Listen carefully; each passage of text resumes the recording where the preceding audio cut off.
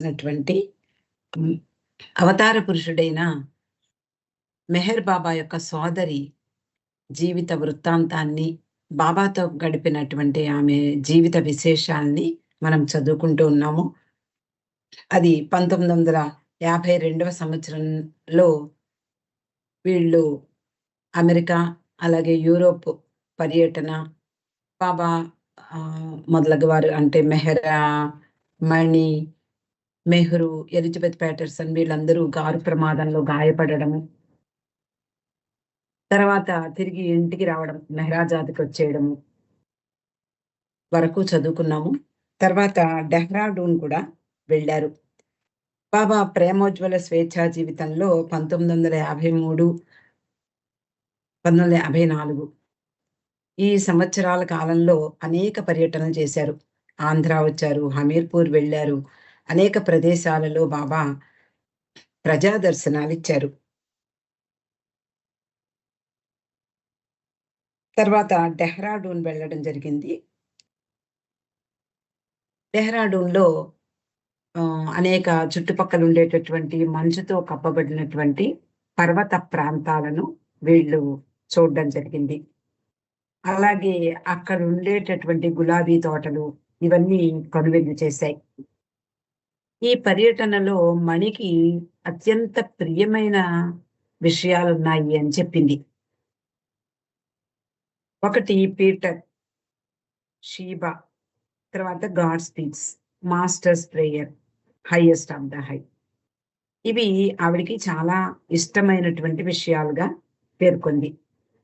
ఇక్కడ Heather నాడెల్ Peter గురించి, మణి యొక్క అనుభూతులు, అలాగే మణి ఎలాగా ఆ పీటర్ అనేటటువంటి ఆ కుక్క పిల్లను ప్రేమించిందో, అలాగే ఆ పీటర్ కూడా వీళ్ళ పట్ల ఎలాంటి ప్రేమ, అభిమానాన్ని చూపించేవాడో, ఈ విషయాలన్నీ కూడా ఇక్కడ పొందుపరిచింది.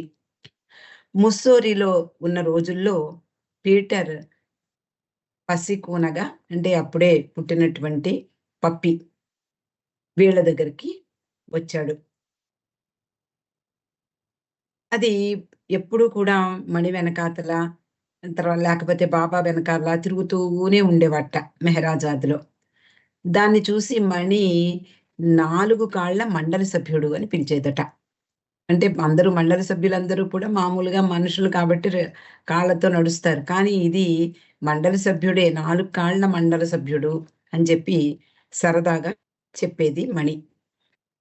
అది స్పానియల్ జాతి కుక్క. బాబాకు ఇష్టమైనటువంటి జంతువుల్లో ఇది కూడా ఒకటి. బాబా మనకి తెలుసు మెహరాబాద్‌లో అంటే తొలి రోజుల్లో కూడా అనేక మెహరాబాద్‌లో అనేక జంతువుల్ని బాబా ఆశ్రమంలో ఆశ్రయాన్ని కల్పించారు వాటికి. స్త్రీ మండలి వారందరూ కూడా వాటి సంరక్షణ చూసేవారు. పక్షులు, కోతి, మేక ఇలాంటివన్నీ కూడా పెంచుకున్నారు బాబా. వాటిల్లో బాబాకు ఇష్టమైనటువంటి జంతువుల్లో ఈ పప్పీ అంటే పీటర్ కూడా ఒకటి అని చెప్తోంది మణి. మామూలుగా బాబా ఫిల్మ్స్‌లో మనం చూస్తూ ఉంటాం. బాబాను అనుసరిస్తూ బాబా చుట్టూ తిరుగుతూ ఉండేదిట. బాబా వెనక లేకపోతే మణి వెనక తిరిగేది. కాబట్టే మణి దీన్ని 4 కాళ్ళ మండలి సభ్యుడు అంటూ ముద్దు చేసేది. ముస్సోరిలో బాబాతో పాటు స్త్రీలు కూడా వాకింగ్‌కి వెళ్ళేవారు. బాబా ఎక్కడ ఉన్నా తన విశ్వకార్యంలో నిమగ్నమై ఉండేవారు. అలాగే మస్తులతో పని కోసం ఎక్కడెక్కడో తిరిగొస్తూ ఉండేవారు. అలా కాని సమయాల్లో స్త్రీలతో బాబా వాకింగ్‌కి వెళ్ళడం అనేది మనం ఎన్నో సార్లు చదువుకున్నాం. ముస్సోరిలో కూడా అలా నడిచి వస్తూ ఉండేవారట. ఈ వాళ్ళు నడిచి వెళ్ళే దారిలో ఒక అందమైన పొందికగా ఉన్నటువంటి ఒక చిన్న ఇల్లు ఉండేది. ఆ ఇంట్లో గులాబీ పొదలు ఉండేవి. అనేకమైనటువంటి గులాబీ మొక్కలు పొదల్లాగా ఉన్నాయి. అలా నడిచి వెళ్ళొస్తుంటే ఆ ఇంట్లో ఉన్నటువంటి ఒక స్త్రీ నివసించేది. వేసవి కాలంలో ఆమె సోదరి కూడా అక్కడికొచ్చేది. అలా ఇద్దరూ అక్కడ ఉండేవారు. వీళ్ళు అంటే వాకింగ్‌కి వెడుతూ వస్తూ మణి, మెహ్రూ వీళ్ళందరూ కూడా వాళ్ళని పలకరించేవారు. వాళ్ళు కూడా వీళ్ళతో స్నేహం చేసేవారు. అలాగే మణి, మెహ్రూ వీళ్ళు అప్పుడప్పుడు వాళ్ళ ఇంటికి కూడా వెళ్లి వస్తూ ఉండేవారు. అలా ఒకసారి వెళ్ళినప్పుడు ఆ స్త్రీ తన దగ్గరున్నటువంటి అంటే అప్పుడే పుట్టినటువంటి ఈ కుక్క పిల్లల్ని చూపిచ్చింది. చూపిస్తే మణి, అలాగే మెహ్రా వీళ్ళిద్దరికీ ఆ 2 కుక్క పిల్లల్లో నచ్చినటువంటి ఒక నల్లటి కుక్క పిల్లని వీళ్ళు తీసుకొచ్చుకున్నారు. దానికి పీటర్ అని పేరు పెట్టారు. మొదట్లో దానికి బాగా సిగ్గుండేదట. అంటే ఎవరితోటి కలవకపోవడము, వెనకే ఉండడము. అంటే చిన్న పిల్ల కాబట్టి, పప్పీ కాబట్టి అలా బిహేవ్ చేసేది. అది ఎంతో కాలం లేదు. బాబా దాన్ని మెహ్రాకి, మణికి ఇచ్చి సంరక్షించమన్నారు. తర్వాత మెహ్రా మణికి ఆ బాధ్యత అప్పచెప్పింది. కాబట్టి పీటర్‌కి మణి యజమానురాలైంది.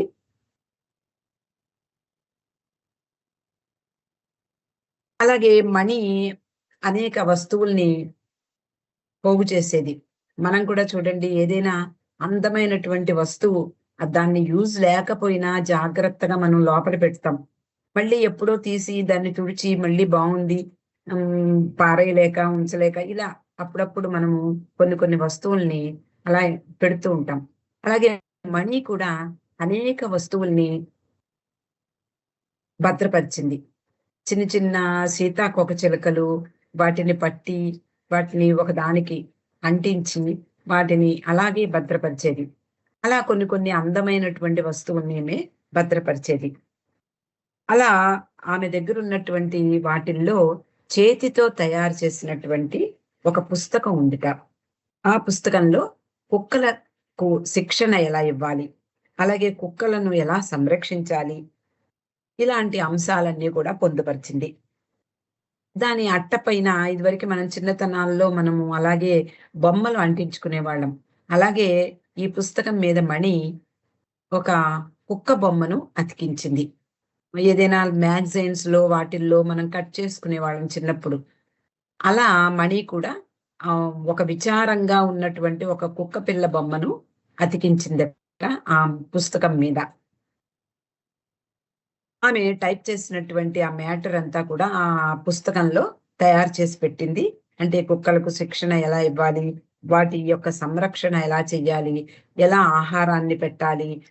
వాటికేదైనా అనారోగ్యం వస్తే వాటిని ఎలా ఏ విధంగా అంటే ఫస్ట్ ఎయిడ్ ఎలా చెయ్యాలి? మందులు ఎలా ఇవ్వాలి? నర్సింగ్ ఎలా చెయ్యాలి? ఈ విషయాలన్నీ కూడా ఆ పుస్తకంలో పొందుపరిచింది మణి.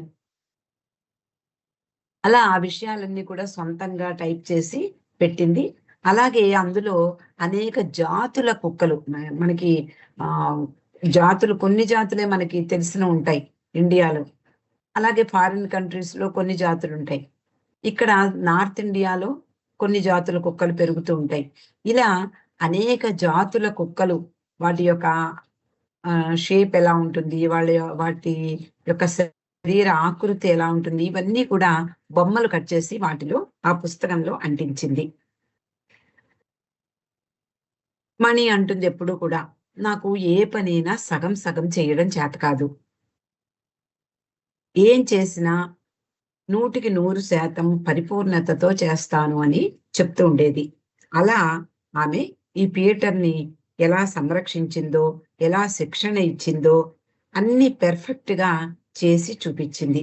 అలాగే దాని పట్ల ప్రేమ, ఆప్యాయత ఆ స్థాయిలోనే ఉండేవి. పీటర్‌ని గురించి చెప్పేటప్పుడు కూడా ఆమె ముఖం వెలిగిపోతూ ఉండేది. ఏదైనా సరే మనకిష్టమైనటువంటి వస్తువుని గానీ, లేకపోతే మన పిల్లల గురించి చెప్పేటప్పుడు చాలా గర్వంగా ఉప్పొంగిపోతూ చెప్తాం.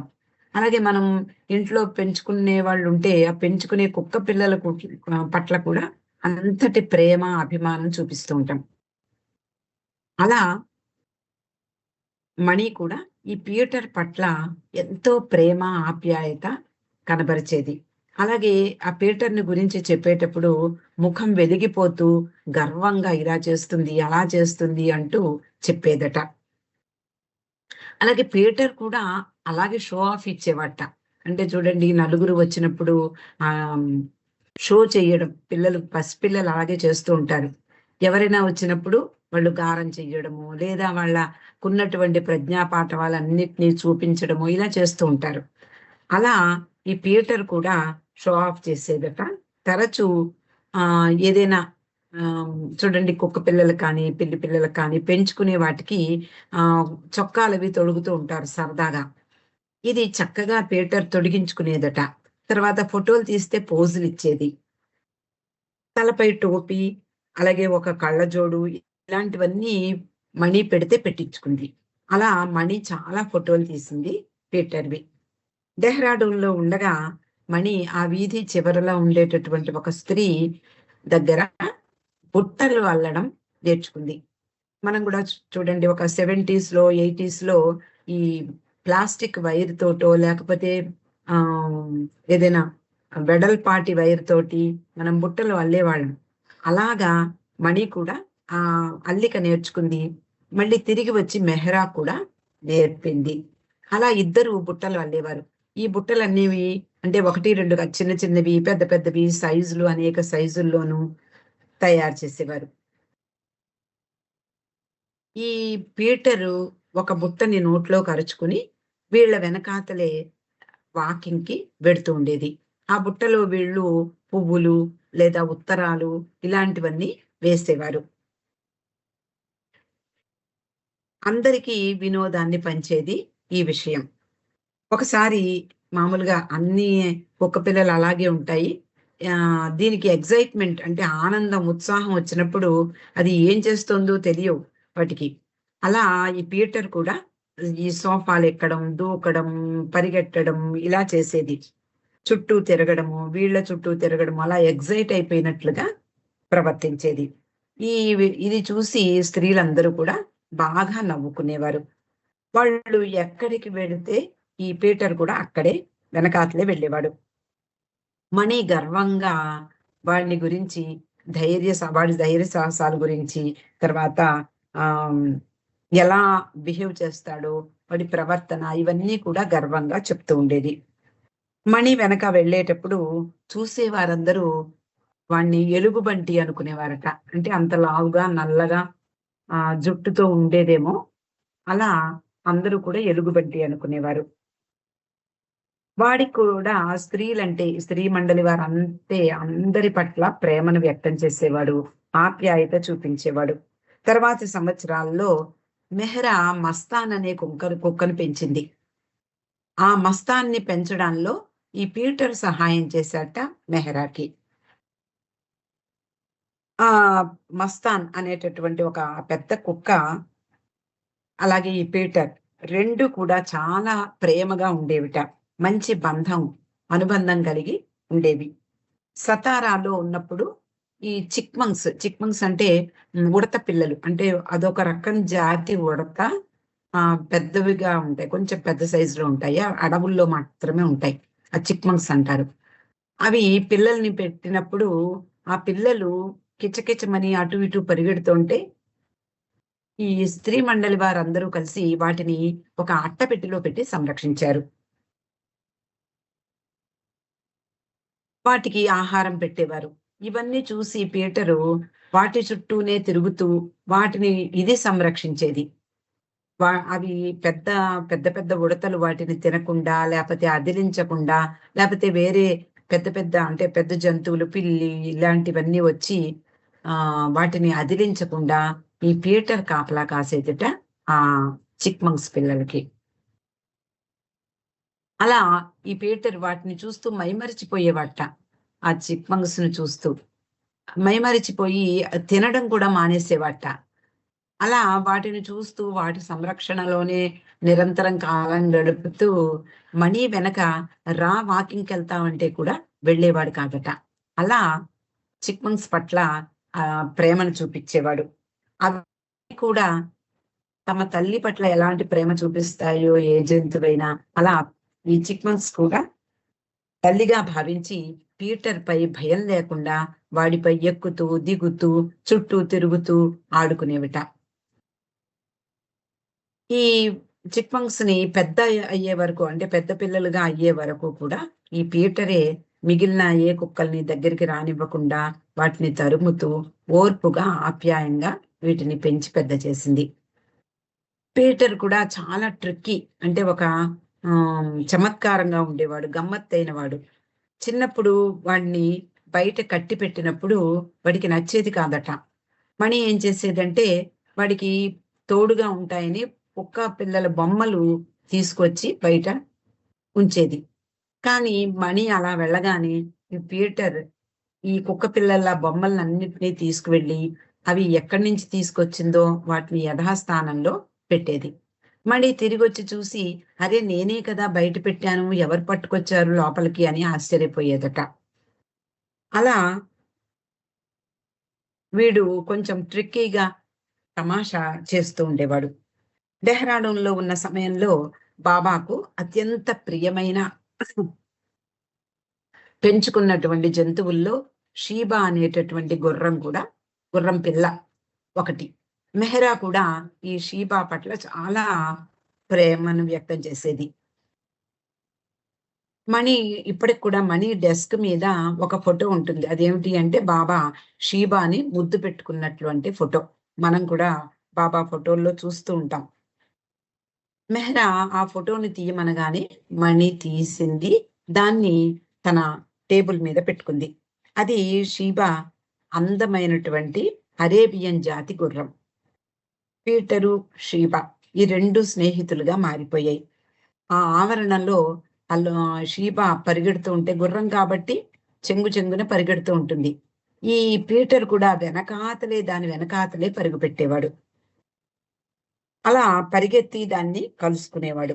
ఒకసారి షీబా సరదాగా గెంతుతూ ఉండగా పీటర్ వెనకాతలే, అంటే కాలికి తగులుతోందా అన్నట్లుగా అంత దగ్గరగా పరిగెట్టడం ప్రారంభించింది.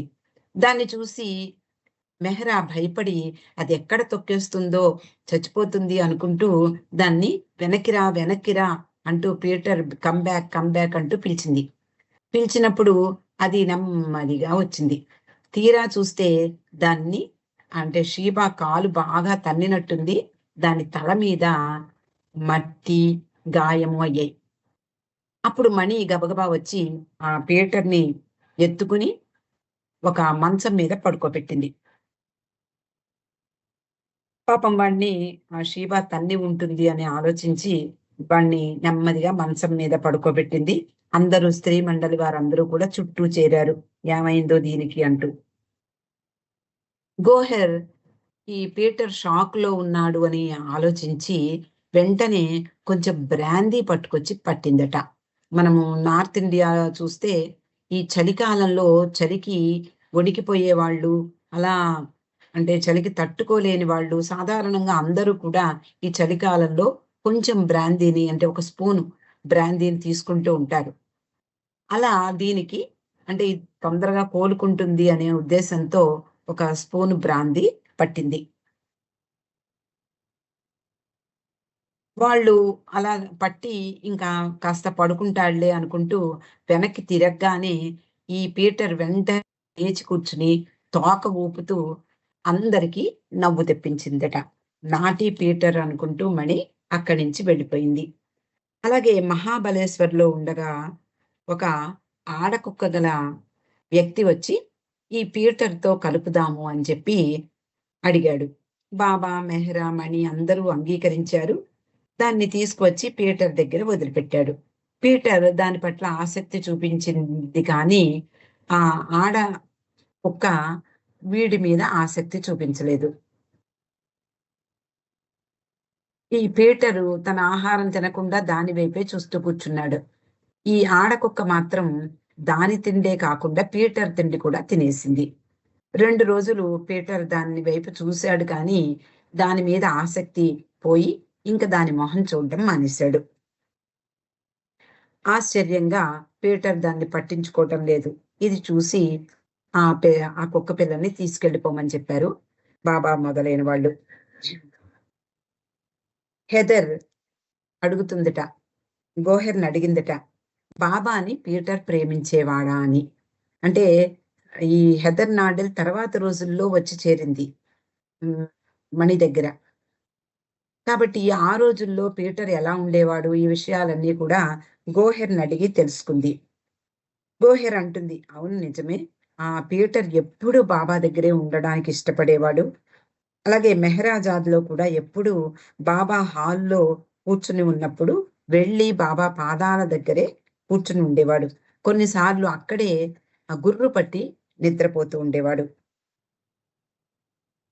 పీటరు ఎవరైతే ఇచ్చారో ఈ మిసెస్ కూపర్ అక్కడ డెహ్రాడూన్‌లో, ముస్సోరిలో దీన్ని తీసుకొచ్చారు కదా! ఆహ్, మిసెస్ కూపర్‌కి అంటే ఇచ్చినటువంటి ఈ పీటర్‌నిచ్చినటువంటి స్త్రీకి మణి ఎప్పుడూ కూడా ఉత్తరాలు రాస్తూ ఉండేది.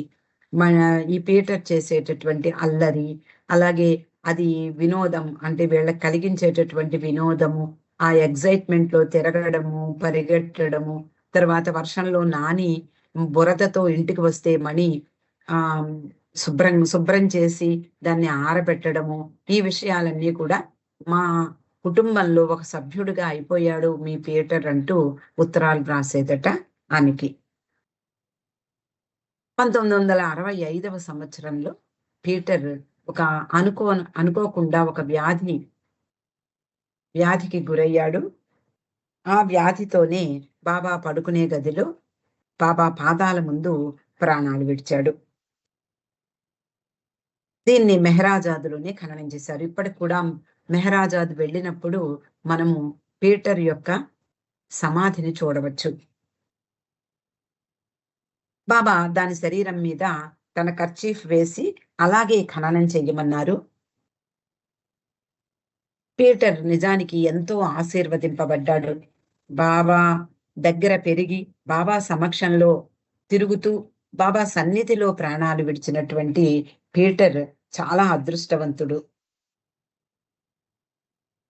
అలాగే అవతార పురుషుని యొక్క అంటే మెహర్ బాబా యొక్క దివ్య సన్నిధిలో తుది శ్వాస విడిచినటువంటి మొదటి జీవి పీటర్ అని కూడా చెప్పారట.